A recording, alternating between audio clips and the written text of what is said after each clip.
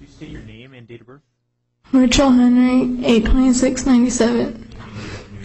I'm going to conduct your initial appearance. Do we have appearances by counsel in the Henry case? Good afternoon, Your Honor. Christopher Sammons on behalf of the state. Thank you.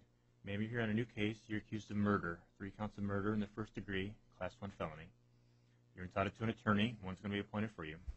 Your next court date in this matter is going to be January 28th, 8:30 in the morning, followed by a preliminary hearing January 31st at 8:45. Those hearings will be held at Superior Court Complex, downtown Phoenix. You'll get some paperwork in a moment with the date, the time, and the address.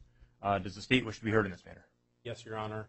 The state is asking for a bond of $3 million cash. The basis for that request, Your Honor, is first of all, obviously, the nature of the charges and the fact that there are 3 different victims in this case, all of whom are minors, and the fact that each of these charges carries a minimum sentence of life in prison.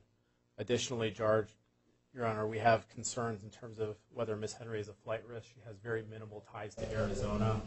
The information we have is that she's only lived here since June of 2019. She is not employed. Her ties are to Oklahoma, which is where she's from. Additionally, Judge, the information we have, and by her own admission, she has a history of drug addiction, specifically to methamphetamines. And my understanding is her kids have previously been removed from her home by DCS related to her drug addiction. So given all of that information, Judge, we are asking for a $3 million cash bond. Thank you. Ma'am, you're under no obligation to speak here. Everything here is recorded, videotaped, could be used against you. That said, the state, as you heard, saw fit to send an attorney down and make an appearance and speak in your case. So in fairness, I'm going to give you the same opportunity. Is there anything you'd like to say regarding your release conditions in this matter? I'm not getting released. Okay. You're going to have a bond, a significant bond. It's $3 million.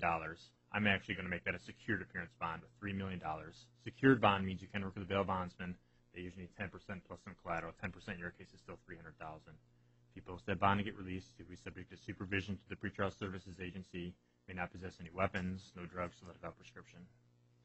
If you're unable to post that bond, you'll remain in custody, and they'll take you to see the judge for that next hearing, which again is on the 28th. Do you have any questions?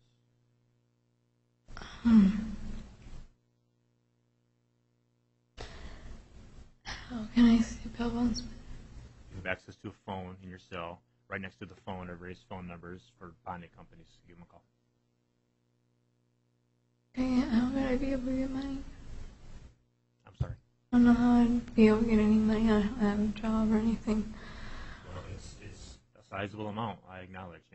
But if you're unable to post that bond, like I said before, you'll remain in custody at least until your next court date. I do think a sizable bond is appropriate based on the accusations against you and the nature of the charges.